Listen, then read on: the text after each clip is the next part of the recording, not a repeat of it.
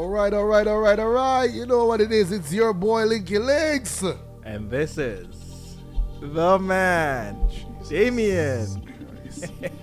Welcome to another episode, another edition of Deep.Organic.Phuckery episode 15. It's 15, right? Yes, sir. Holy 15. You know what I mean? Is your arm green? I actually kind of smell something a little I'm bit. live on the scene. All right. How you guys doing? What's good, bro? I don't know, man. What kind of rhyme was that? Oh, that's reggae. Right? That is not dancehall. Is that dancehall? That's just my rhyme. I want to ask you something. I was going to say it off camera, but I said let me wait. Sure, go ahead. Why are you wearing a windbreaker inside the house? What? Why are you wearing this inside the house? Like, really? What do you Are you mean? trying to lose weight? What do you mean? Why are you wearing this? First of all, who says windbreaker? I do.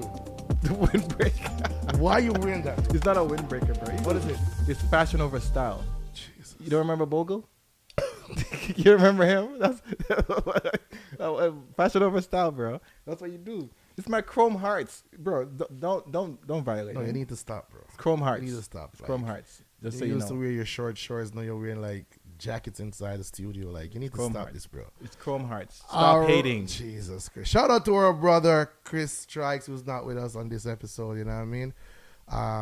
He said he'll get us next time. Next time, you know what I mean? Yeah. So shout out Chris Strike. All right, you know what I want to put out there too as well is that Damion told me that you guys have been leaving the comments, but also giving us feedback. But also, if you guys want to see anyone on the pod for us to interview or even have a conversation with, feel free to put it in the comment and let us know.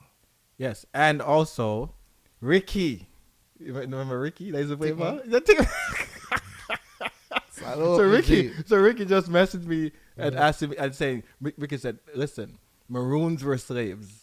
Right? I'm like, Ricky, oh my God. Why don't you just comment? Oh. You can disagree with So us. he gave you that, like, he did a comment. He just sent me the message. Okay, yeah, and we're going back and forth. Mm-hmm. Ricky, just comment at the bottom. Comment at the bottom. What was the conclusion? I meant to call him so we can have a because I couldn't. I'm like, listen, this conversation is gonna take longer, so I didn't want to text it. I didn't want to text a paragraph.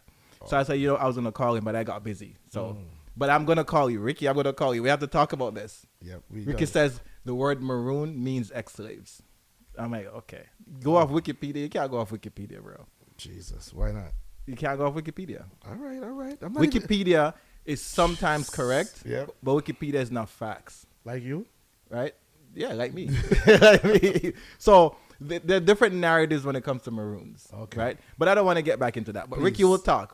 Please don't. But I have a question, though. I have a question. What has been your experience so far on this podcast? Like, Episode 15? I've been thinking, just Damn. episode 1 to 15. Like, I've been thinking, it's been a journey, right? Mm-hmm. There are a lot of things happening behind the scenes. And, even though our viewership is not a million, people are still tuning in. People are still liking what We we're appreciate doing. you guys. 100%. Yes. But what has been your experience as a contributor to the content? One of the biggest thing for me, like being on this pod, is like, God, I don't want to say what I have to say. Listening to you talk, you know what I mean? Some of the time, you know what I mean? I don't want to say what I have to say. Listening to you. What does that mean? What does that mean? Is it a good thing or I can't tell, bro? I need to tell if it's good or bad, eh? Is it good or bad? As I was saying, like, Is it good or bad? it's a good thing and a bad thing. You know what I Okay, mean? Because so let me hear the bad thing first. Good thing I want to bask in the good thing. The bad thing, you chat too much. You know what I mean? But the good thing is that you say some things that you give me insights on. You know what I mean? You give me some knowledge. I'm him. You educate me on certain stuff. You know I'm what I him. mean? So I'm him. that's one of the things that I have appreciated about this pod. You know what I mean? Yeah, I really like doing the pod every week. I feel like I'm at school, but also enjoying myself, being myself, but That's listening cool. to you, like. Yeah, you know Well, what I okay. mean? Well, I appreciate it. I thank you. I couldn't tell from our interactions, but now I know. So, oh, these lights are so hot. Oh, can you feel it? Still the light. I'm a hot boy. I don't really feel that. Anyway, so maybe it's the windbreaker. I'm telling you, bro. I don't know why you're in the studio that, bro. So, well, to ask myself the question, I've learned so much, right? Things that you didn't think had signs to it, now you're realizing that, oh shoot, there's a science to everything. You see what I'm saying? And I'm learning. Well, first of all, I learned a bit about the technical stuff, the interface and all that. And then I'm learning about what the social engineering aspect, where what works with people and what don't work with people. And I can tell you this right now, I still don't know, but I'm learning. I'm still learning stuff. And this is our 15th episode, and the viewership is okay. Like, we had no expectations as to people viewing our content, because you don't have to watch. The fact that anybody at all is watching us, we really appreciate it. But the aim is to grow. The aim is to have a message, and the aim is to put it out there so people can see it, right? And for me, whenever I see people, I always ask for feedback. What do you think? How can we make this better, right? And I'm telling you, I'm actually imploring that if you have suggestions, hold on. Google, what's the meaning of imploring? We'll wait. Imploring. Here's the definition of imploring: making an earnest or desperate appeal. Okay. He's making a desperate appeal, people. Right. For people to tell us how we can improve our content. Now, we know the production can always improve. We're working on it. It's a work in progress. But the content and the way we're delivering to you, if you have suggestions, let us know. I'll be glad to learn from you and how we can be better. And to add to that, bro, you're 100% right. But to add to that, whether it's 2 or 1 person that's watching, we appreciate you guys. But the main thing is that we're doing this because, 1, we love it, and 2 is because, I don't know. Well, I know that big guy takes this very serious, and he wants to have a relationship with people outside of the studio, outside of Toronto, outside of Jamaica. I want to take this worldwide. So it's bigger than us. You know what I mean? And we do this not for really the numbers. Numbers is good, as big guy would say, but we just do it because we feel like we could speak on certain things that people are not really talking about, and we bring a different type of vibration to it. You know what I mean? Deep.Organic.Phuckery. And this started from just Linky and I just having normal conversations, and people are listening to it. People are like, okay, you know what? Maybe we should share this with other people. Yeah. You know what I'm saying? So that's where this started. So I just wanted to kind of get that off my chest. It was. I think you should get the windbreak off your chest first. I know. That's what you should do. I know. All right, so let's segue. As you would start off, as you would say, what is trending? What do you got for us this week?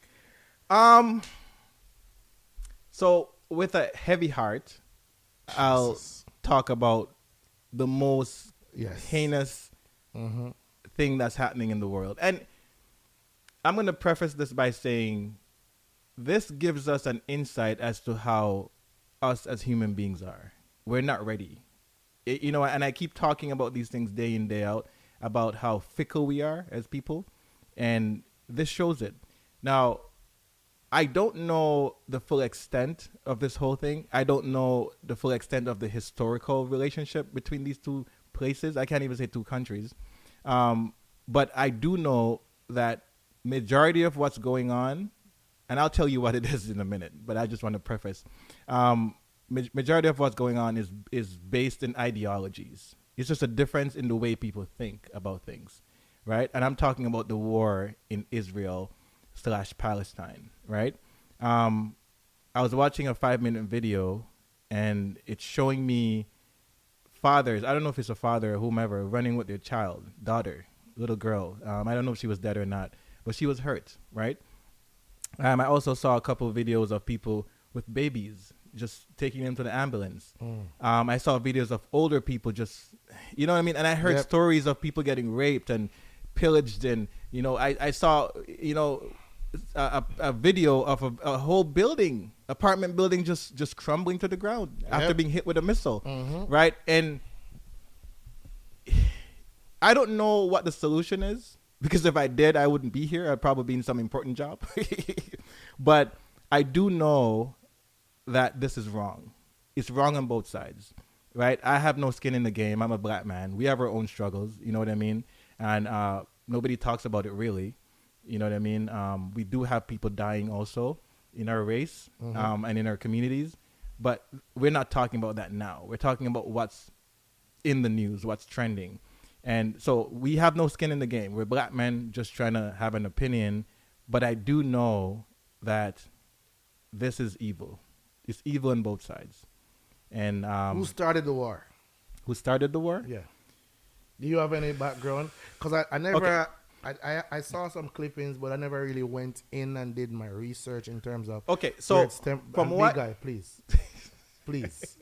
I listen. First of all, I don't even want to say too much on this topic because it's very touchy. Yeah. It's very sensitive. And as the YouTube will even take you off. Yeah, I yeah. guarantee you, if you say the wrong things, YouTube will not. You heard air about the this pilot video. that got fired?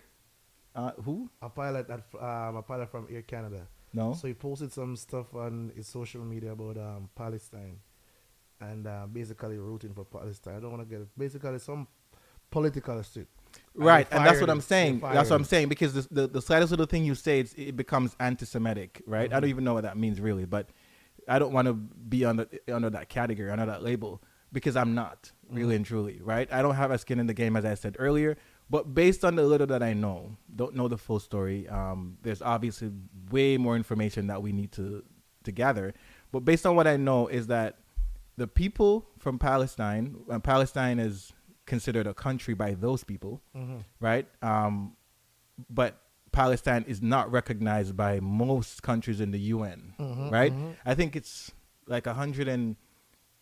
So let's say there's 204 countries in the UN, maybe like 120 recognizes Palestine or something like that. It's not a bad number, but it's not a super high number. Some countries, like the main countries, don't recognize Palestine as a country, right? But the Palestinians are saying, no, it's a country. We were here before you, because their argument is that, I guess before 1948, just after the World War II, Israel wasn't there.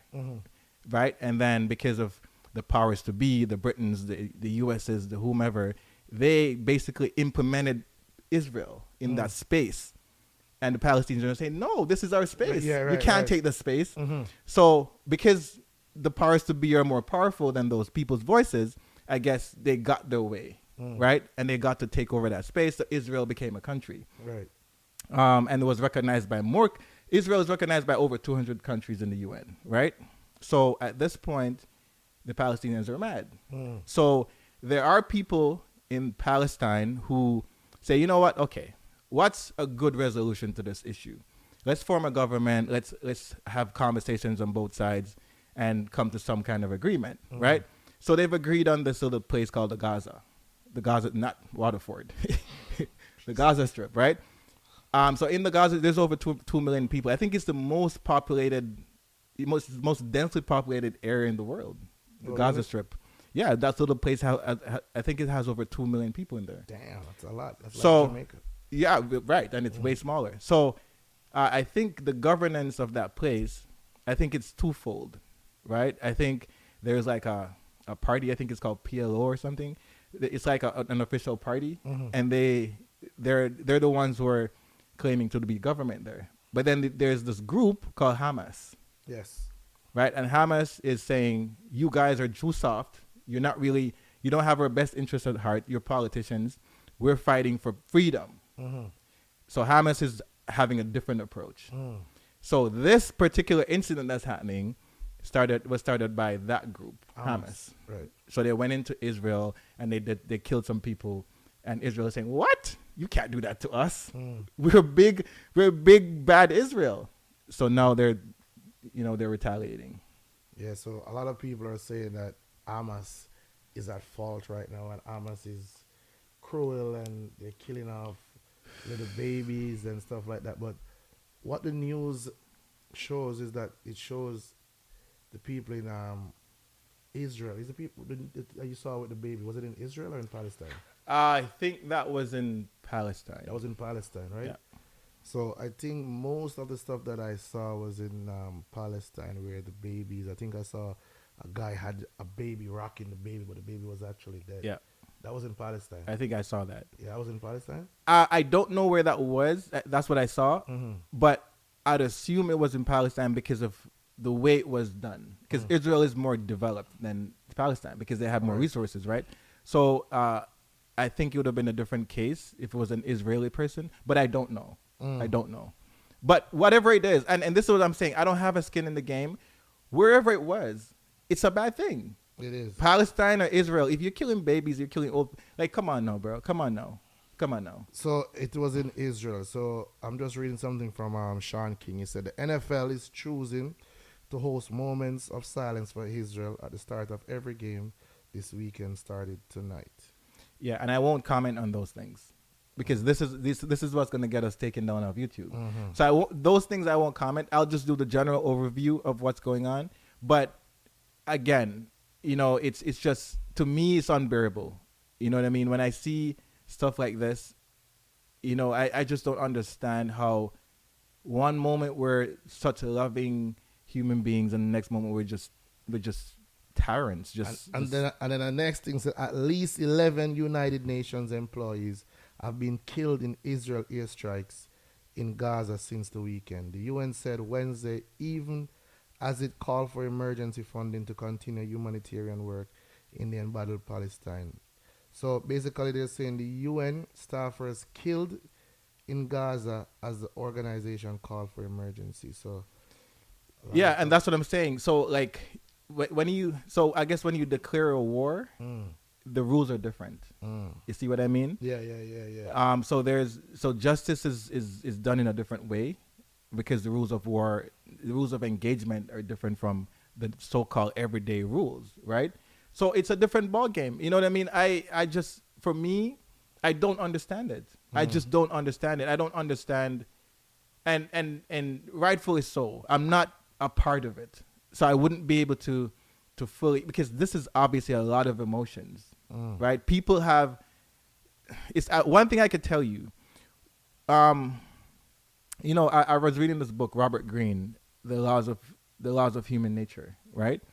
And in the Laws of Human Nature, they said that there's three things that you shouldn't.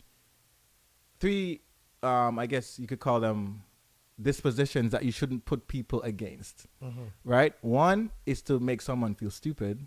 Two, make someone feel like they're not intelligent. And three, to make someone feel like they're not a good person. You see what I'm saying? And what they're basically saying is that if you, these three characteristics, if you put someone in a position where they feel any one of these, they're always going to be defensive. So when you're approaching people, try to not violate any of those three rules. You see what I mean?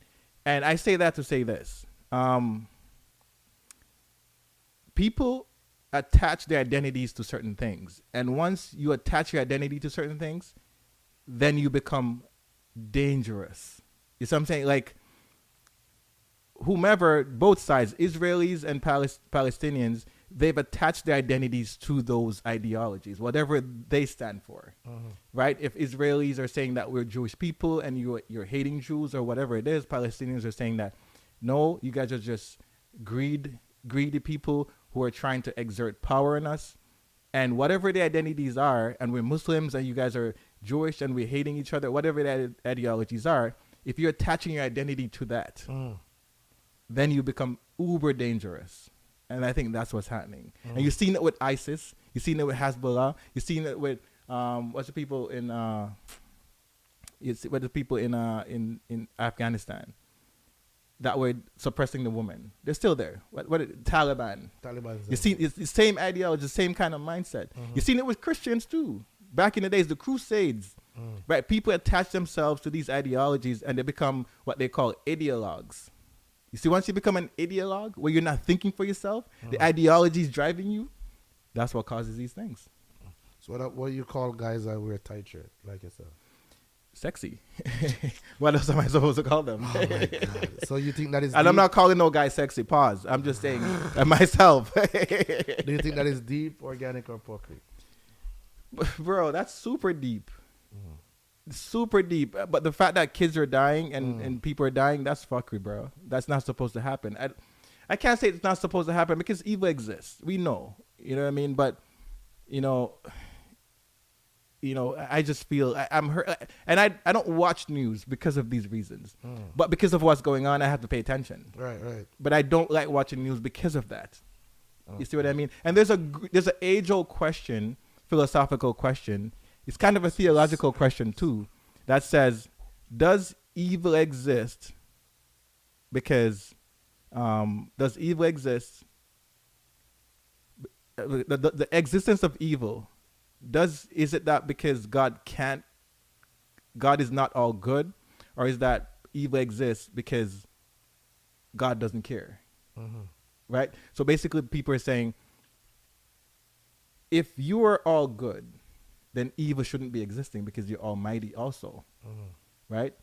So if you're almighty and evil exists, then is it that you don't care? You just want evil to exist. It's a necessary part of our human nature, or a necessary part of our existence, so to speak, right? And that philosophical question, the theological question, has been plaguing us forever, because the existence of evil is a constant thorn in our backs. There's nothing we're doing, and we can't help ourselves, because we see as soon as someone does something to us that we don't like, we want to hurt them, right? It doesn't matter how good you are as a person. All the time. I'm talking in general. Yeah. That's how human beings are, right? I guarantee you some of these people who are attacking from both sides, on a normal day, they're very nice people. But now they've gotten to a point where, hey, what? You killed my grandma, I'm going to kill you. You see what I'm saying? So the question remains. The Bible said a eye for an eye and a tooth for a tooth. Yeah, that's what it that's says. the Old Testament. Very, very, very, very. So let's move into the New Testament now. New Testament. Okay, let's move into the New Testament. So next trending topic, and this is actually, and I'm gonna let you get into your trending topic, because I think one of your topics is gonna go straight into my main topic. Okay. So the next trending topic that I want to talk about. Do you know who Keefe D is?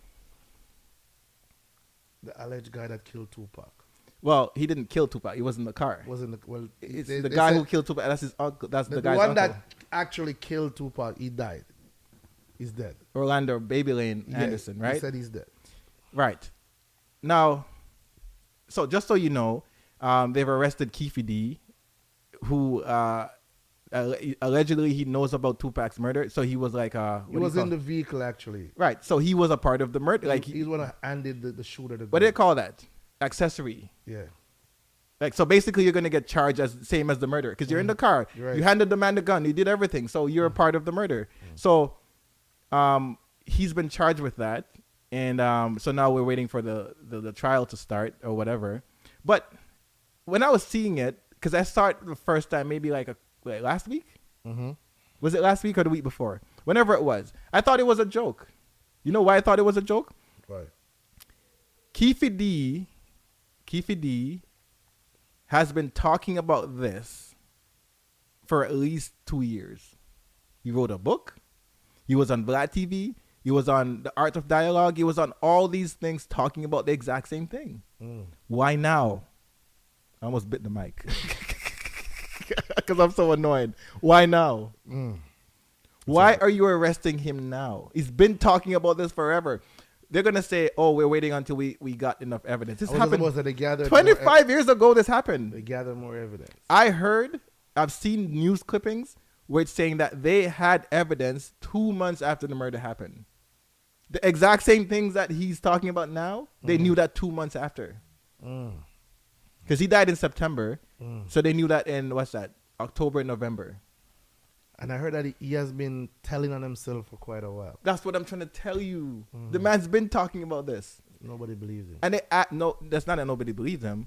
They asked him, because Art of Dialogue, the guy asked him, bro, aren't you scared that you're going to get arrested? He's like, who's going to arrest me? Like, because he did, so when he confessed, because he confessed about it, he did this deal. I forget what it's called now. Plea deal? It's a plea deal, but there's a specific name for it. Okay. Where the cops, they basically gave it immunity, but the immunity that they gave him was only for the day. Oh shit! If there was new evidence found on the case, then they could arrest him. That completely threw out the immunity that he had. Right. But he didn't know that. Right? So he kept saying, nah, bro, I got immunity. I made a deal. So that's why he kept talking and writing books. Oh my God. Right? Poor so Keefe. now apparently they have new evidence. So now Poor they can Keefe. charge him. Poor Keefe. But Keith D said, if I go down, Puffy's going down with me, and the cop guy who was a part of Death Row, what's his name? The fat guy, the light skinned guy, Reggie Wright. That's why I saw 50 Cent posted something like, Diddy's is in on the Tupac murder. Yeah, because Keith D said that in his book. That Puffy. He said the night when Tupac got shot, Puffy called him and said, "Was that us? Was that us?" Because he said Diddy gave him $1 million to kill Tupac. Stop this right now. The man wrote it in his book. I'm not making it up. The man wrote it in his book. What? But he said that's not why they killed him. It's just coincidence. He said he just killed two birds with one stone. He said they killed him because he kept they caught. I think he said he disrespected somebody. That's what I'm saying. His nephew. Yeah. Orlando, Baby Lane. Yeah. They Tupac saw him and just rushed him, and all the mob pyrus, they rushed him in the lobby and they beat him up. Mm-hmm. So obviously he's a thug. He's a bad man. Not taking that. Tupac, you're a rapper, bro. You gonna come kick me up? So they drove around looking for him. So the man saying, "Yo, you're a rapper, bro. You're gonna be beating me up. That's not gonna fly." So they decided from there that we're gonna get revenge. Damn. So they drove around and they looked for him, and then they did what they did. Yo, allegedly, I don't know. Listening to him talk, bro, because I watched the interview on the Vlad TV, and listening to him talk, he's so chilled, and he's just talking about it. I'm like, damn, yeah, these guys are a real gangster. You know what I mean? They don't care who the guy. And sometimes Vlad will ask me a question, and he'll be under his shades like, should I answer this guy? That's the way he's like, and he's like, oh, you know what? I'm gonna answer. And then he just talks, and I'm like, yo, I don't think he's a real gangster. He's a real idiot. Then again, it's the same thing. Real gangsters and real idiots are the same thing. No, they're not. No, they're not. Stop this right now. And that's a different day for a different convo. Yeah, we can have that conversation. Yes, we It depends on what you're calling a gangster too. Because I'm not calling a thug a gangster. Because that's a different ballgame too, right? Jesus Christopher. Is what I'm saying? Like, most people are thugs. Is what I'm saying. But once you label yourself as a gangster, whomever you are, whether you're a politician or you're a street guy, you're an idiot. If you're a politician, you're an idiot? If you're labeling yourself as a gangster, if you're doing gangster stuff, so even if you don't label yourself as a gangster, if you do gangster activities, which most politicians and most people in the police force and all, that's what they do. They do gang stuff. Like if we're partners as a police officers and we go out there and we do some bullshit, and I'm gonna be like, you know what, I can't rat you out because you're my boy. That's gangster shit. That's whack to me. Why is that whack? Because the truth is the truth. If we're two white cops and you're doing some racist stuff to this little boy, I'm not holding you down for that. You crazy? I'm gonna say, nah, bro, no, that's not right. Yeah, but most times they don't. Not right. No, you could tell him that's not right, but they don't. But if it has major consequences, like the man losing his life and all that, you know how many times they do that? Well, that's different still. But that's what I'm saying. They hold on each other because that's what gangsters do. That's gangster stuff. That's what I'm talking about. Anyway, we're not going bad things, bro. Stop this. We're not going into that conversation. We're not going into that conversation. We're not going to try to play the gangs and like them are the worst. But what I'm saying though, the question is, why charge Keefe D now? Because they got enough evidence, bro. Yeah, but you're not hearing what I'm saying. Yeah, why charge him? No, they finally got enough evidence. But what I'm saying, 2 months after the murder, that's 25 years ago. They never had enough evidence. They had it. No, the same bro. evidence they had now. They had it. That's what the article said. No, the article is bullshit. And that's what Greg Kading is a police officer who pushed this whole thing. Yeah, I saw that interview and I didn't watch it I watched the entirety, like, because it's so fascinating. I watched every single thing that on one this. I found more interesting than Keefe D. The officer. Greg Kading? Yeah, that's crazy. All right. Speaking of officers, the officers... wait. What do you think? Keefe D being charged. What do you think? Deep.Organic.Phuckery? That's deep. I think that's fuckery. that's not deep at all. That is deep, bro. 25 years in, that's deep. That's deep. And then all these new people are getting interviewed, like Mo Preem. All these guys are coming out talking. They never used to get no shine. Now all of a sudden everybody's interviewing them because of this whole thing. So is it about Tupac or is it about you? Anyways, that's a They different want ballgame. info, bro. That's a different Why you ballgame. hating that? More Preem don't know nothing, bro. I mean, the man don't know. He wasn't even there. Jesus Anyways, Christ. go ahead. Ah, boy. Speaking of don't know nothing, this is something that you guys need to know. If you've been in Jamaica before, you guys have probably heard about Era's Circle, which is the crab circle. I've never been there. Never been there? Never been there. Damn. I've never been to Hero Circle. That's crazy, bro. For a man that's so in love with Jamaica and all about history and these things, you've never been to Era's Circle? Shame on you. I Very know. sad. I deserve that. You Very should have sad. actually slapped me on my face. Why? Not slapping, no, man. Why? True. True. Pause. As I was saying, It's a big pause. Era's Circle, where they sell the crab. If you guys are a crab lover, do you like crab? You eat crab? It depends. Not the Jamaican crab. All right, you love crab. All right. I'm not get into that with you right now. So the crab lady. No, was man. caught- Let's get into it. No, You see the okay. You see the crab that red lobster and they turn like what is it, orange or red? I like those. That's lobster. Nah, man. There's crab too. When you boil them, they change color. Mhm. King crab or whatever. You know what I mean? Mm-hmm. In Jamaica, they have some white ones. You know what I mean? I never, and the shell is hard. You know what I'm talking about? Yep. I don't like those. Nah. But the one in Jamaica you like? There's some in Jamaica that I like, Mm-hmm. but there's some that I don't like, because my mom used to always my mom loves crab. You know, Right. she loves crab and green banana. I'm like, what? That's kind of a weird combo. So yeah, so on like a Saturday night on some time, I don't know which time of the year, they used to go to Crab Bush I went to Crab Bush. with the lights like Yep. about the lights torches or whatever. crocus bag and them thing that. Right, and they go catch them and Yep. come back and I they did have a that. big pot boiling in the Yep. morning. Yep. And I wake up and I see beer crab and I'm like, oh, I don't like that. Those ones I don't like. But some people say that's the nicest ones. Right. So to answer your question, I like crab, but not those ones. So I wouldn't be caught at the Hero Circle crab place because there's the same crab they have.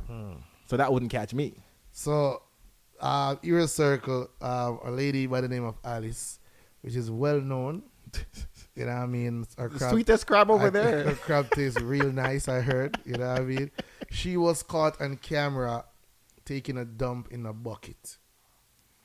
Jesus And Christ. apparently, where she was caught taking a dump in the bucket was actually in the same area where she boils and cook the crab.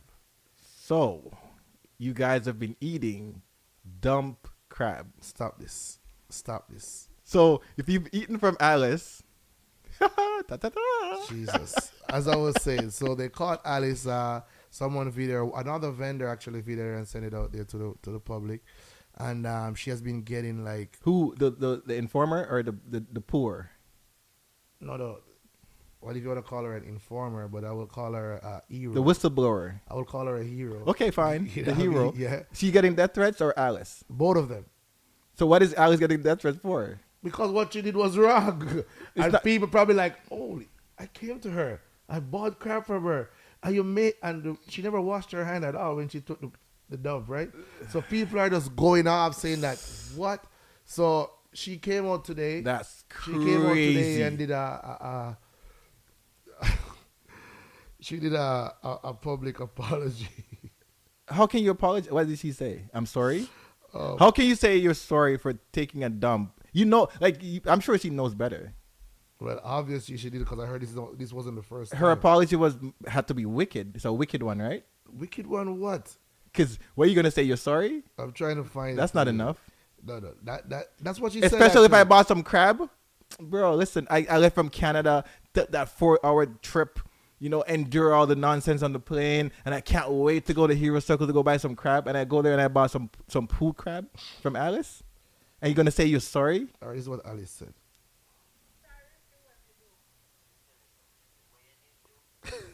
That's what she said?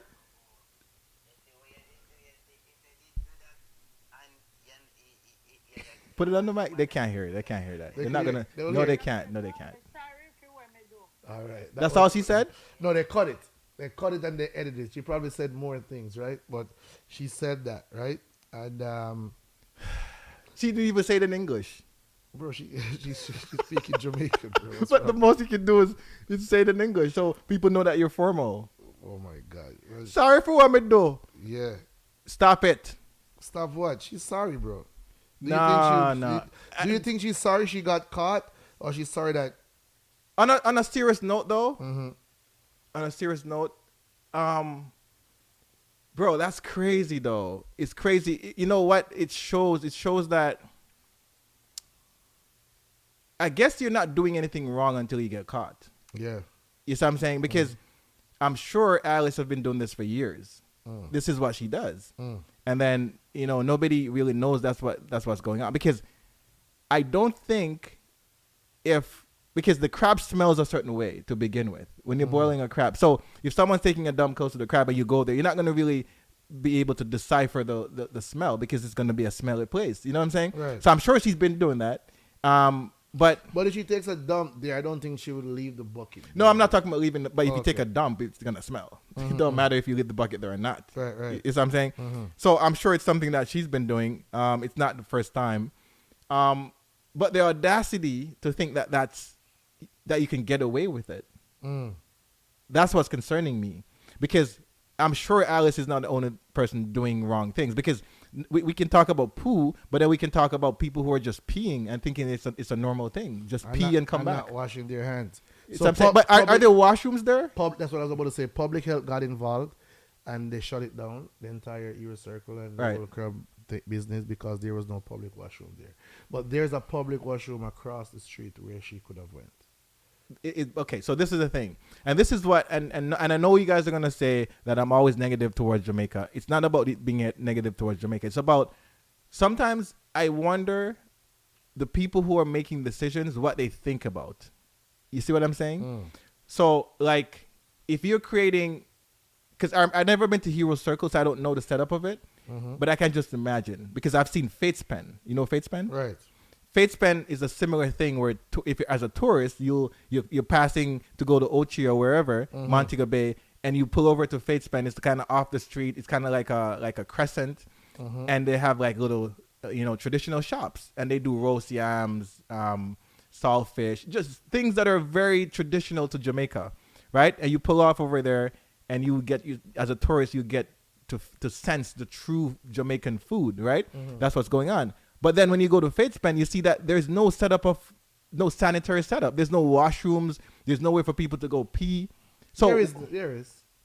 But not set up in the proper way. That's what I'm saying. Back. You see what I'm saying?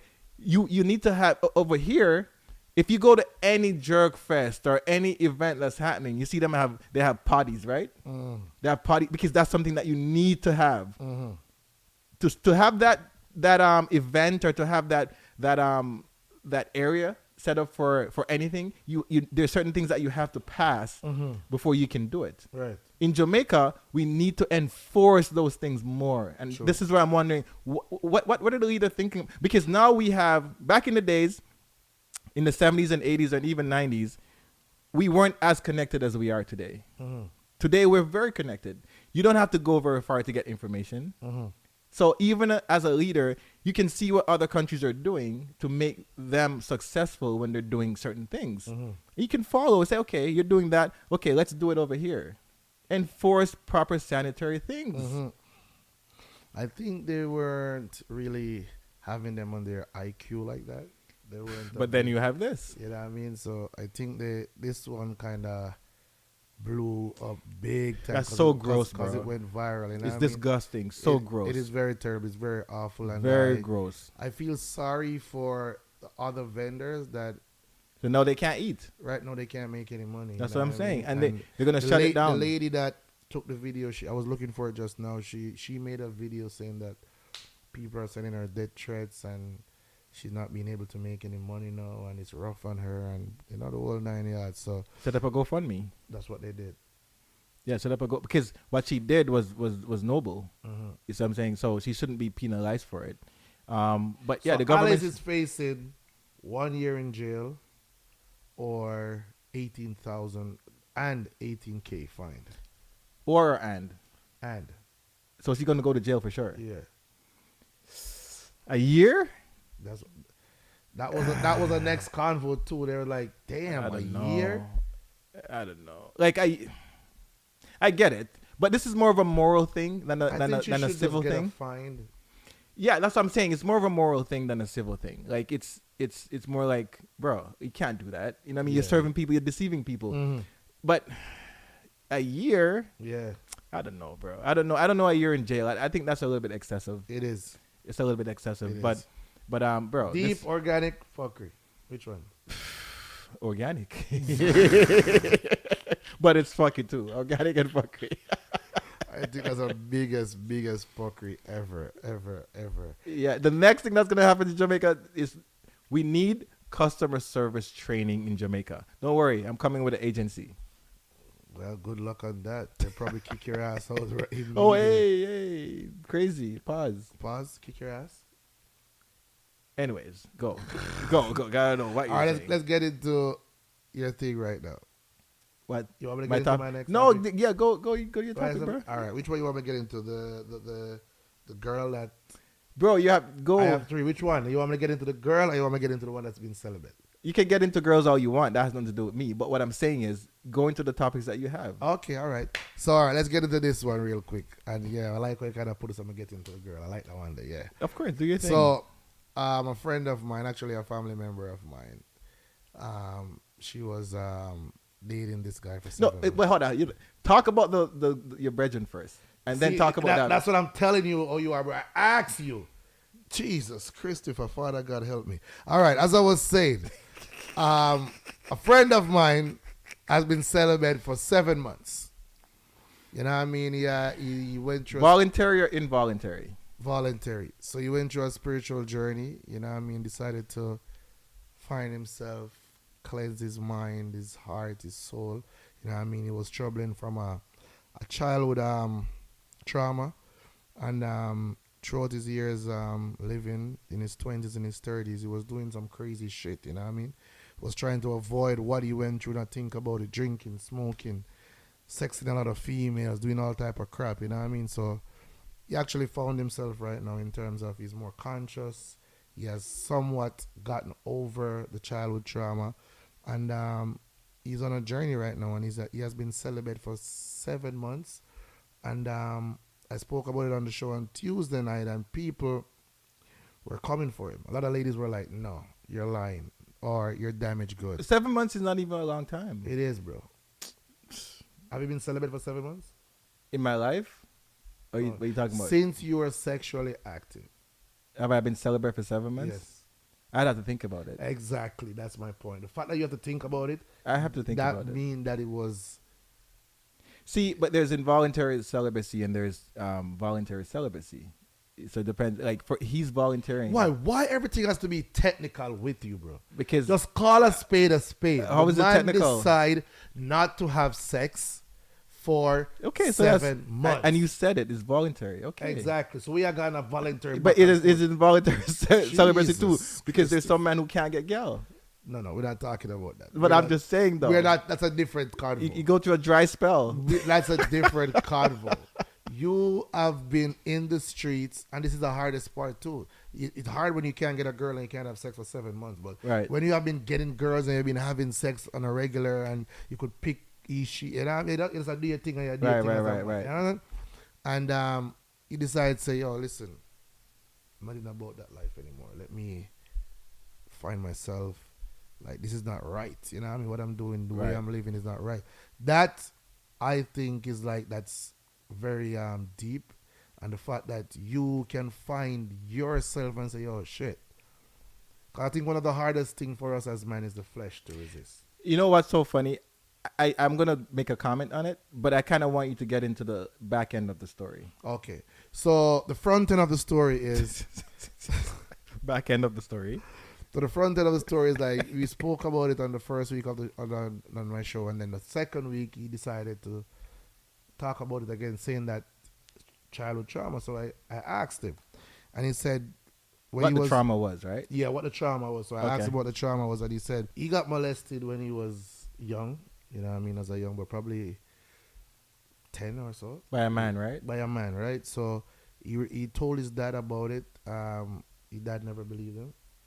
Also his mom, I think his mom never believed him, and they kind of shunned it, you know what I mean? And because of who it was. Because of who it was, you know what I mean? And he felt neglected and over the years it has been bothering him, and to not think about it, he chose smoking and getting a lot of females, and you know what I mean, just doing those type of things just to block it out and things. So he has finally over the last year and a half,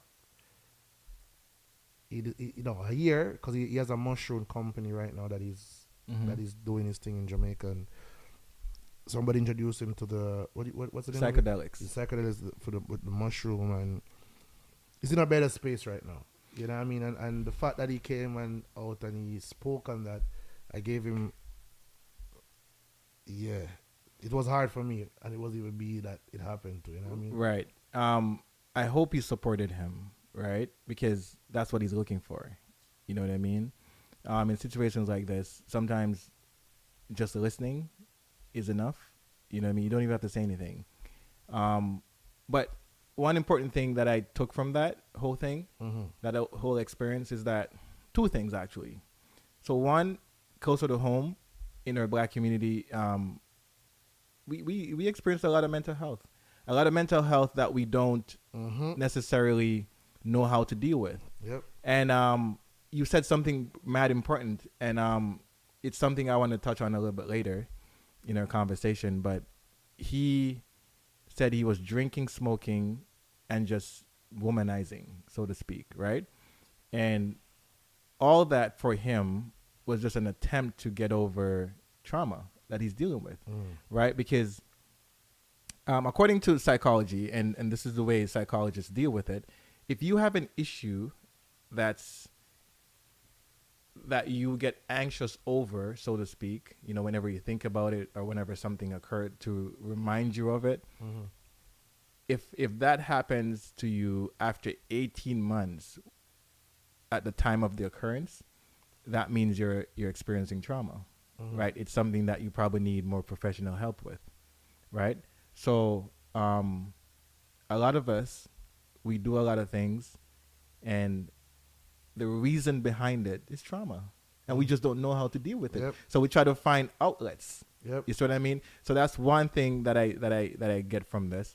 And as men on a broader scale, we sometimes we don't know how to deal with, like, imagine as a little boy and having not only a man but a superstar, right, do things to you, because you're probably looking up to him as a hero, as someone, you know, in high esteem, and then for that person to violate who you are as a being, because the way we are as men is, I don't want you to touch my pee as a little boy, because now what you're doing is you're crumbling my manhood, literally. Yep. You're taking me apart. You're a man touching my pee. I don't want that.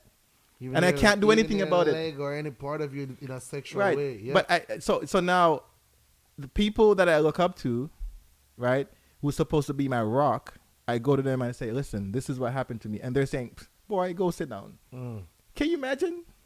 You see what I'm saying? So Rough. that trauma over the years is, see, for him, I'm happy that he's able to talk about it, right? Because that could have been way more destructive. Yep. Now, for these guys who are killing people on road, they have these kind of traumas that they don't know how to deal with it. And he said that too. He said, like, 2 times he had a gun that he was looking for him to kill him.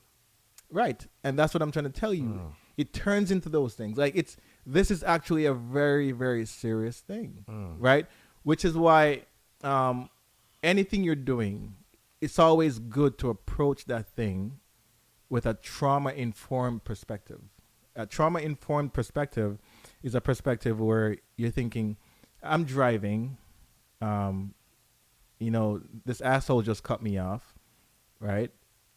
And when I drove up beside him, he gave me the finger on top of that, right? Trauma-informed perspective will inform you that, you know, I don't know what this guy's going through. Maybe he's having a bad morning, right? Maybe his wife, maybe last night he wanted some, his wife didn't give it to him. Maybe this morning his kid told him F off. Maybe his landlord kicked him out. Like, there's so many things that are happening, that could be happening in this man's life. And even deeper, it could be a case where it could be your brethren who, at that moment, he's triggered. Maybe the car that he got fondled in was a red car. You're driving a red car. Maybe he just decided, I'm going to be triggered by that. Should something happen? Yes, I'm saying. So trauma-informed perspective is very important for you to approach a lot of situations. I can't say every situation, but a lot of situations, you approach it from that perspective, you'll have more empathy. You see what I'm saying? Because that's what your friend needed. Empathy from his parents, empathy from his peers. You know what I'm saying? And I'm really sorry that it took him that long to get to the point where you have to go through drinking, smoking, womanizing, and then psychedelics to get to that point, and celibacy. Which that part of it, then again, I can't really criticize him, because anything that helps you to get through your trauma, right, I'm for it. that what works for you. You know what I mean? It is what it is. So I can't even criticize the celibacy, but you know, I hope he supported him. I hope when he expressed himself, you just listened and said the right things. There's who knows what the right things are. You know what I mean? Sometimes the right things are just saying nothing, just hearing it. You know what I mean? So yeah, that's deep. Yo, that was deep. That's and, deep. And when he said that, like, honestly, I felt a way inside. You know? Don't cry, bro. Stop it, man. Cry, but Stop I it, man. just feel a way, you know, because this guy's tearing up. This is my bro. Like, this is my bro. You know what I mean? Like, this, he looked up to me growing up, you know, like my little brother and thing. And yeah, man, speak from your chest. It was rough hearing that. Man you up, know what I man mean? up. Yeah, it was rough hearing that. Man, I like real talk. So Yeah. you don't know my brother, you know my support. I'm there 100. Anything you need a friend to reason, and you know what I mean? But they are 100 For sure. And that's what we don't have in our community. Oftentimes, and I've mentioned this earlier in our podcast, maybe episode 2 or 3. Oftentimes when people express themselves, express weakness, people use it against people. You know what I mean? And that's terrible. So I'm happy he's able to overcome. Well, I don't know if he's overcome it, but he's able to express it on a talk show. You know what I mean? That takes a lot of that's courage. what the fact that he said that with so many people on the live, that was it takes a lot of courage. Yeah, man. It's also a cry for help. You know what I mean? And I hope he takes time out to speak to a professional. You know what I mean? A professional person who can put things in perspective, and maybe he has the clarity that he needs, which is why he's able to talk. And I was just about to say that, like, the way he came across, like, you're right, maybe it might be a cry for help, but the way he seemed like he's at peace now, like where he is, and he's okay talking about it. Yeah. You know, like some people that talk just for, as well as I want help, and, but it's like, it's okay, you know what I mean? It's okay. You guys could know. Right. I'm good now. Right. You know what I mean? Right, But right. yeah. But it's deep. It's deep. Yeah, it is deep. So I have to share that with you guys. All right. So well, thank you for sharing. Yeah, man, 100%. We have to share, bro. It's deep. I almost cried, but it's deep. All right. So this is a real juicy one. Pause. It is Jose. Pause. So a girl was dating a guy for 7 months. One of your friends dating a next friend. Well, it's not my friend. I don't know him. But one of my friend, she was dating a guy for 7 months. They did everything together. Went to the gym. But they never lived together. They went to the gym. They go out on dates every weekend. Everywhere he's going, he will take her. You know, it was cool. They were having a good time. And she decided to do something on her birthday. And you know what I mean? And seemed like she rented a hotel room. You can say it. Things were getting tight. Like feelings were getting involved. How long before you start feeling for a girl or falling? It depends. It depends. Yeah, give me a rough estimate. 1 month. Like me as yeah. It depends. Again, what's the quickest you'll fall for a girl? Falling for a girl? Yeah. I don't know. I truly don't know. Oh my God. As I was saying, so seemed like 7 months. 2 months maybe? I don't know. 2 months? Yeah. That's not bad. Yeah, that's not bad. So she decided that for her birthday she wanted to, spend more time. Like, they wanted to sleep together, spend the night. Right. It's her birthday. They got a hotel and stuff. So he was down, you know what I mean? But he decided to talk to her about something. So he decided to tell her that, you know what, I just have to let you know that I'm married. And this is after 7 months? 7 months. Okay. Right? And when she found out, she said she was devastated. She was hurt. She was bitter. She was angry. She like, It makes sense. you know what I mean? And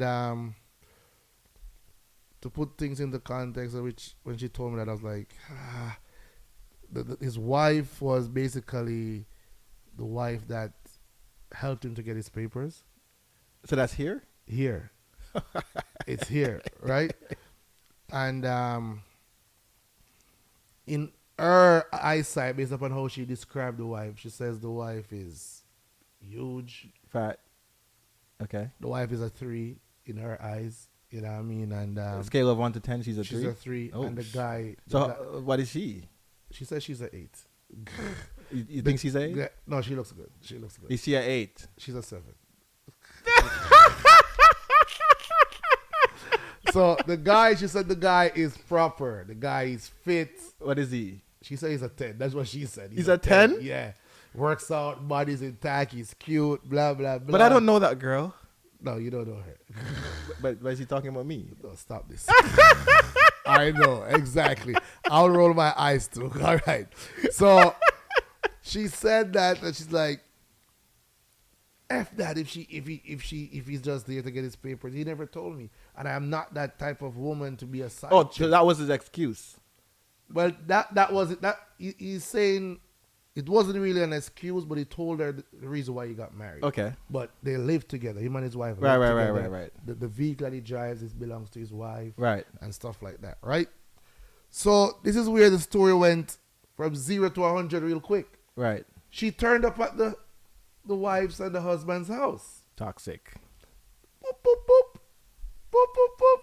Wife comes to the door. Hello, how may I help you? Takes out the phone. Shows it is the guy's face. Do you know this guy? She's like, oh yeah, that's Damion. That's my husband. She's Wait, like, don't use my name. oh, your don't name's mix me up. Damion? Oh, sorry. She's like, but I thought you said she was talking about you. I'm just saying. No. Okay. When it comes to the toxic part, I don't want to be involved. So she showed the picture, and she's like, yeah, that's my husband. And she's like, I'm just letting you know, we have been dating for 7 months. He never told me that he was married. I just want to let you know he's a piece of shit. He has been out here with me every day. We do this together, we do that together, blah, blah, blah. She spilled the beans. Right. After saying that, I'm listening to her. So I asked her, one of my first questions was, what were you trying to gain by turning up at the lady's house, It's just one, toxic. and telling her about what you and her husband had going on? Right. And she said, looking back at it, no, I know I messed up. That wasn't the right thing. So to do. she's saying this to you when? Last How week. long after? No, that happened last year. So she's finally ready to. Yeah, she's talking to me about it last And she week. feels bad about it now. Yeah, she said she don't feel bad about it, but she shouldn't have went about it that way, right? Okay.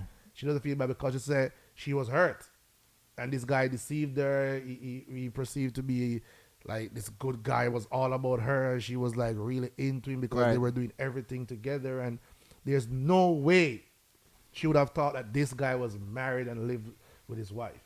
You know what I mean? So she did that. She cussed him off. She did all type of things, and she was just pissed. And I said to her that I understand that you were pissed and I understand the hurt, but I don't really agree with you going to the man's house because things could have went left, bro. She could have went there, and if the wife wasn't such a chilled wife, the wife could have beat her up or Look hit at what her with happened to something. Philip Powell's woman. You know what I mean? Shit could have went left. Right. But she's like, yo, honestly, I wasn't thinking at the time in terms of that. I was just wanted to get back at him, let his wife know that he's a piece of shit. This is what he's doing on road, and he can't be going around taking advantage of people's girl child and blah, blah, blah. You know what I mean? So that was, I said, you know what, I have to talk about it today, and I have to get your opinion on that. There's so much to unpack in that.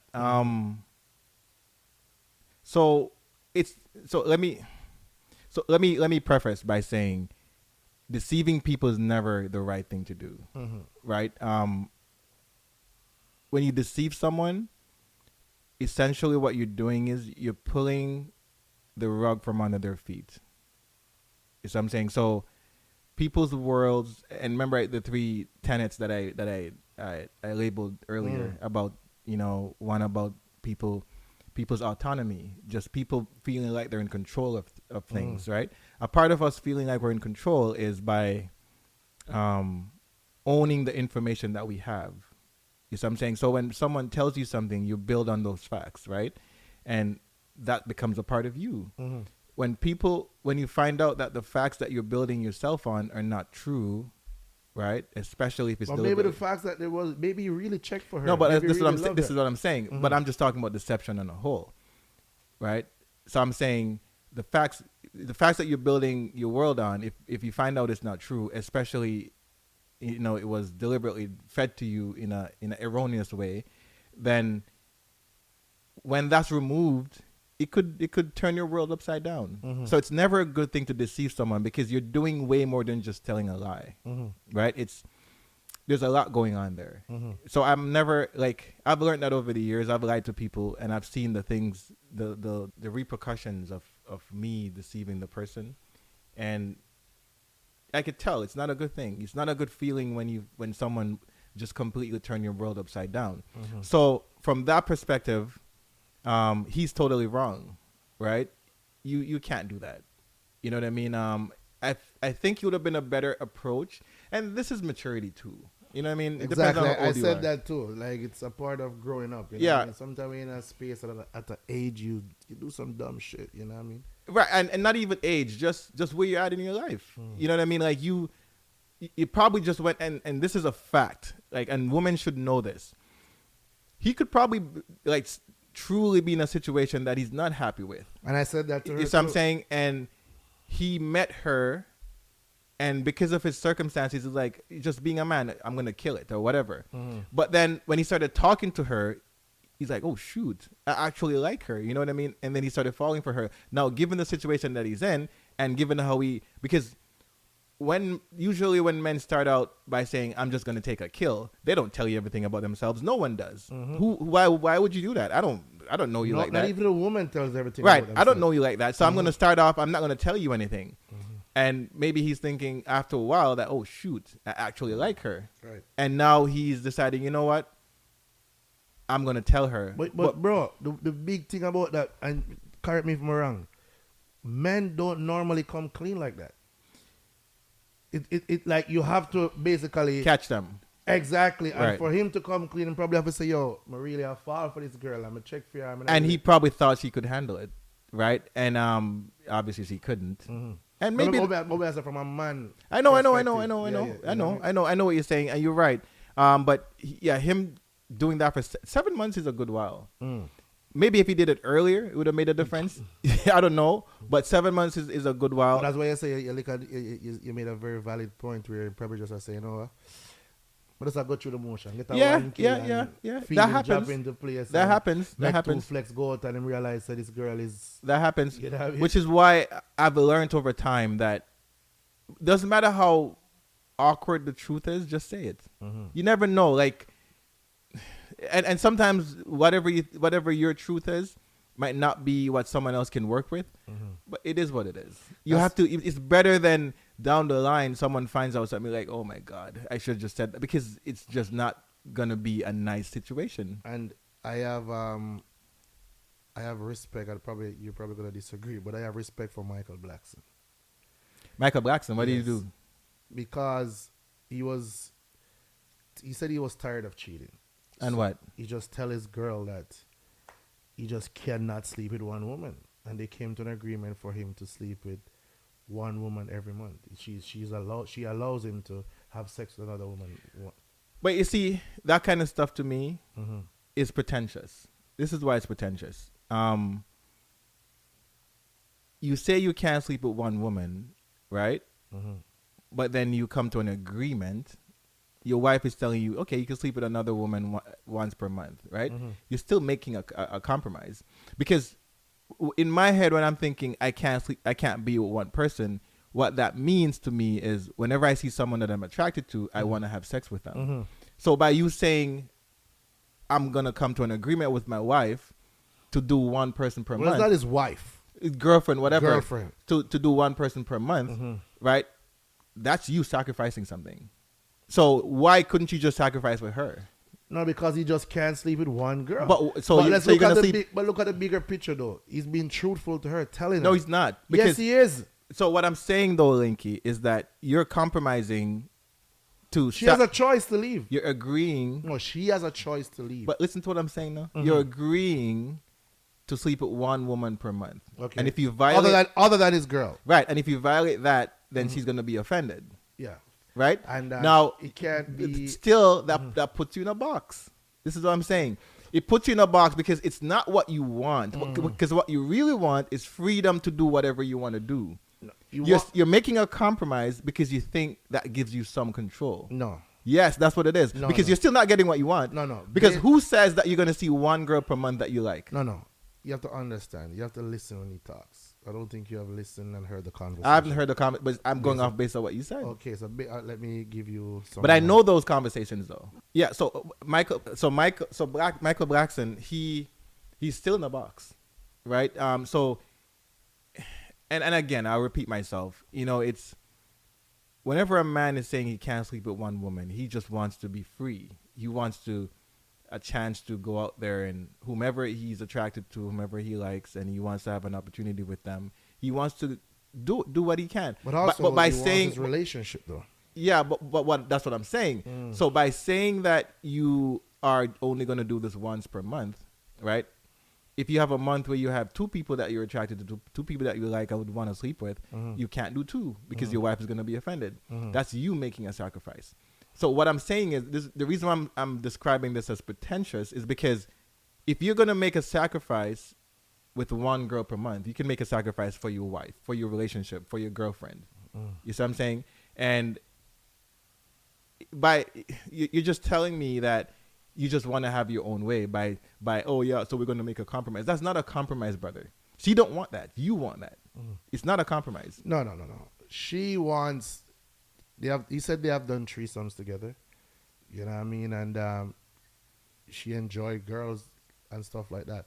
But what I took from that whole situation. That's a weird relationship. It is. I wouldn't say it's weird. It's their I don't want that relationship. That's you. Yeah. That doesn't work for you, but I'm that talking about works me. for them. Would you want that relationship? And don't lie. I'm not saying I would want Yes that or no? No. Yes that or no? specific relationship. Yes or I no? would not want would that you specific. Would you want your wife to give you a threesome? Yes or no? It's not couple years ago, yes. Like Not no. October 12th. Not no. Couple years ago, yes. Not So no. is your answer no? Not no. So why can't you say no? No, because I would be lying if I said no. And couple years ago, I wanted it. So I'm giving you. So you context. want it now still? Not no. So your answer is no. If I wanted it now, Oh my god. I'm telling you no. Are you saying no? Why are you saying no so low? Say No. say it with your chest. That is not the point. No. The point is, I don't think Michael He's Blackson. lying. Just so you know, I we don't caught think, him. I don't think Michael Blackson is wrong for saying what he said. You know what I mean? And go back to the guy and the whole relationship thing is that he decided to come clean, which is very rare. Guys do not normally come clean and tell the truth like that. They're probably most of the time 60%. He got caught. 70, he liked her. 70% of the time they will get caught. But all right, so you had something what you wanted to talk about? No, okay. So on that topic, I want to close off by saying, you know, Deep.Organic.Phuckery. it's deep. It's deep. It's very deep. But so what I'm saying is it's deep, right? But if he had just, and I guess this is something that I'm sure that he's learned from it. If he had just said it maybe a little bit earlier, or if he had just maybe explained, I don't know. There's more he could have done, right? Obviously, you know, we don't know the whole story. We don't know the back and forth between both people. But there's more he could have done, you know, because I truly feel like he got caught and he liked her more than he thought he would have. But then the lies caught up to him, right? And you just can't do that. So that's definitely deep. But for her, going to the house and doing all that's super toxic. And that kind of stuff That's is not even toxic. That's fuckery. Yeah, that's annoying, right? So, and that segues into my topic that I want to talk about.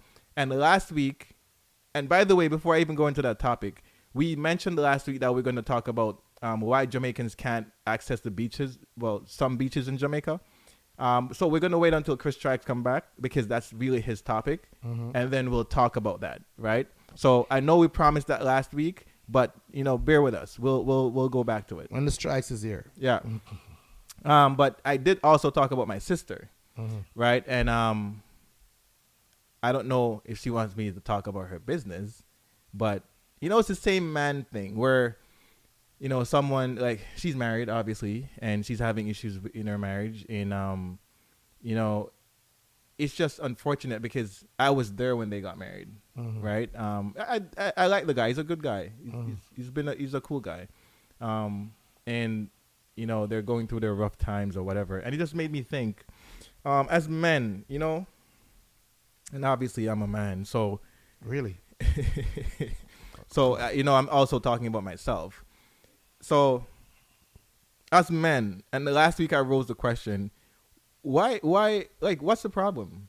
Like you just talk about Michael Blackson and his inability to What do you mean what's the problem? What's really the question? What's the problem with what? Are you gonna let me finish? Jesus. You're gonna just jump? Get to the point. Can I finish? Sure you can. What's the problem with men and cheating, men and infidelity, men and just the inability to sacrifice for what they really want? When did you reach that level in your life where you could I'm actually I'm not saying I'm there. Yeah, but to I'm you're asking asking the question is like you're disgusted with men and you can't understand why men do because this I do not understand men and again I'm speaking from a perspective. I'm a man also, so I'm speaking from my perspective. We have a problem, obviously, right? And I just want to understand why are we like this?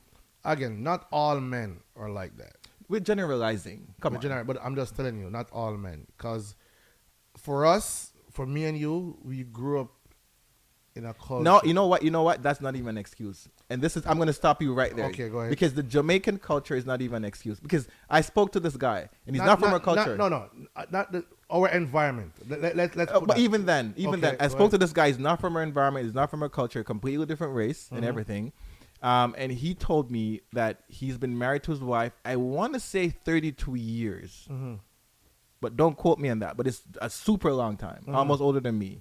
Right? And I was like, what? How? And he's like, I've never cheated on my wife. Okay. And at the moment, I was like, tell me more. And I pulled the seat because I'm like, I want to know how do you do this? Right? But then when he started talking, I'm like, okay, oh, that's what you mean. You know what I mean? Because they go to swingers club. So he's not cheating on his wife because his wife is with the game that he's with. You see what I'm saying? So That's they're not hiding. They're not hiding anything. Right? They're not hiding anything. They're not hiding anything from each other. That's a whole different. So it didn't even solve my question. Because still he had the desire to do stuff. It's just that he's not deceiving his wife. He's just doing exactly. It's what I'm saying. So, but I'm saying so. Jordan Peterson is a guy who I listen to a lot. Like Jordan Peterson used to be a professor at U.T. and he's this big political figure now, right? He said a lot of controversial stuff. But one thing that he's always said is, one, we need marriages, right? Especially if you have kids involved, right? Because you shouldn't be thinking about yourself when kids are involved. You should be thinking about the kids, right? Because everybody knows, and based on all kinds of research, that the household with two parents is better for kids, right? They get a better environment. So it's he always talks about holding on to your marriage, and that should be like divorcing or separating should be last resort, right? And he said he knows it's difficult, right? But a relationship is, especially a monogamous relationship, is a sacrifice, right? You have to learn how to sacrifice. Why is it so hard for us? And this is my question: why is it so hard for us as men to sacrifice? Because it seems like women have an easier time at doing that than us. That's what it seems like. Now, I know women cheat because really and truly the research shows that cheating is done. It's the numbers are really close. Like I think it's like 55, 45. It's not that far apart, right? When it comes to marriages and stuff. But to me, based on my experience, from what I've seen, it seems like women have an easier time of dealing with that question of sacrifice and, giving themselves to one person than us men. What do you think? I only can speak on my personal experience, and I was gonna say it, and you're like, "No, Linky, let me stop you." And I only can speak on because again, I wasn't thought in. Nobody never teach me as a Linky if I have 1, 2, 3 woman. You understand what I say? When I realized that I was doing that which was wrong, but it was glorified growing up. You know what I mean? So when I get my first heartbreak, I have a girl, I'm not thinking about having no other girl. This is just my whole mentality. The one that went to champ to the next guy? No, she never got to the champs with the next guy. I was supposed to go meet her mom, but the youth never carry me, go to the house. But she ended up coming to champs, and I saw her at champs. She never talked to me, right? Tell her the face get like But the first heartbreak, and it wasn't even her that really segued me into that. Was that there was a next girl, right? But I wasn't about no 2 girls. They were young, you know what I mean? But that happened, and I'm like, okay. Then the next thing happened, and I'm like. So are you saying you were forced into polygamy? I don't want to say it was forced. What I did was I tried to do where if I have one girl, so if she decided to take away herself, that's what happened to me the first time. That girl just stopped talking. There was no cell phone at the time. It was just house phone. Right. So she just disappeared. Right. Then the whole situation happened with that girl that I explained to you. So to hide my hurt. To compensate. Yes. So if she gone, we have a next one. So that one I got, I have a next one. Right. Poor excuse. It's not a poor excuse. I'm telling you the reality. I'm just saying. That's just for you. I'm telling you my story. So by me doing that now, you have like probably a group of us, probably like 7 of us grew up together. And you said something very important when the brother when you read what I'm saying is that I never had no father figure growing up. Right, it was just my mother, right? So me have my friend them, Keke, Brian, Twit, Kirk, the whole of we grew up. Most of us don't really have no father around, but our thing was just we talk about girls. When it comes to Christmas time, this time of the year, we are sit down. How much girl I kill for the year? Right. And how much man can come up with you're the man, you're the boss, you're gallus. You understand what I mean? I said, right. We used to glorify them things there. So as from a younger age, whatever So it gave you status. Exactly. So at a younger age, whenever a man like a Damion know that you are so mature, you're like, why not do that? So come and say, yo, Linky. But don't get me wrong. I've done my fair share of nonsense. No, I'm over. So yes, but whenever I have that person, we say, yo, Linky. Right. No, man. Them 2 and them 3 girls, I do that, bro. Cause as right. I say, right. I deceive you, I pull the rug from under feet, right. blah, blah, blah. The girl break your heart, bro. I saw life go. I go fix things and everything. Based upon my experience. Right. So, for me, that was my quote-unquote getaway spot to have a numerous amount of girls so I won't feel the same way I felt years ago. But how do you feel now? I'm good now. I'm good. I'm confident. Like, I have a beautiful wife. You know what I mean? When I look outside, like it took me a while though. Right. You know what I mean? It took me a while to reach a level where I can say. You know, and I applaud you. I commend you for if you're actually at that place. I don't really believe you still, but but I hear you. If you're actually at that place, I commend you. I think for me, it starts with morality. You see what I'm saying? So if you're grounded in morality, what happens every time you break that moral code, it feels like you get anxious because you feel like you're deceiving yourself. Not only are you deceiving other people, you're deceiving yourself. So I'm trying to ground myself in enough morality where I feel like, you know what, this person deserves more, right? And I truly justify it within myself. And so when I do things outside of, because I'm going to have instincts, I'm going to have feeling, I'm going to have desires outside of what I want to do, right? And it's kind of weird to say desires outside of what you want to do, but that's exactly how it happens. I want to do this, right? Because I know it's better for me to do it. But therefore, but still, I go out there and I'm going to have desires. So even though you want to do something, which is you're also desiring that thing, you're having desires outside of that, which it's very conflicting for us, right? And it seems like we have a harder time dealing with it than women. So I ground mine in morality. So that way, if I'm breaking that code, then I'm also breaking a moral code, which is a bigger issue. Well, you know what? That's your proper way of saying things. You know what I mean? Because you're more proper than I am. You know what I mean? And you go in depth in things. But at the end of the day, I think it's the same shit where, bro, you grew up, and correct me if I'm wrong, you grew up around your bird and them where I say, yo, Damion, I hear a bird that. Of course. And them see the next birthday, I say, yo, I saw you go on. Yeah, but even indirectly, now. Yeah, it has stroke your ego. You feel like, say, all right.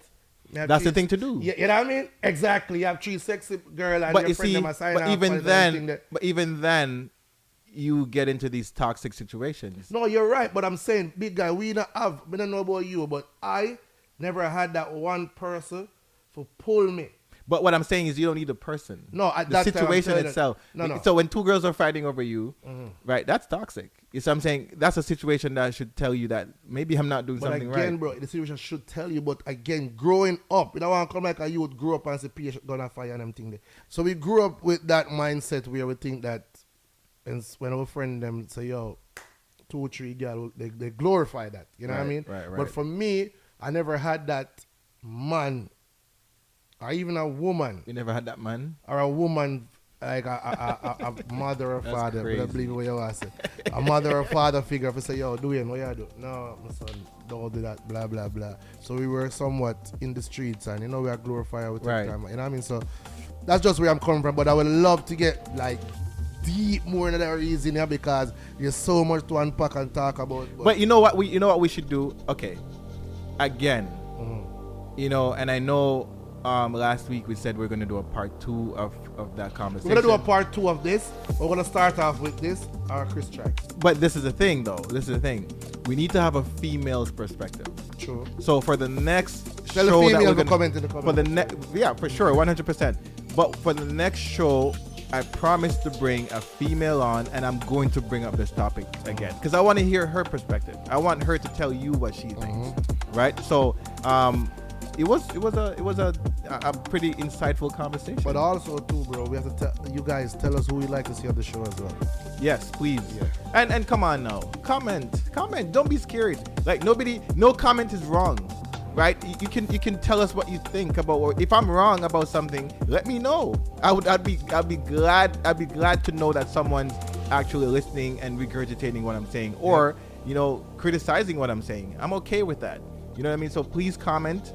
Like, share, subscribe if you like the content that we're bringing to you week in, week out. All right. And you don't know the thing, I'm your boy Linky. And I'm Damion.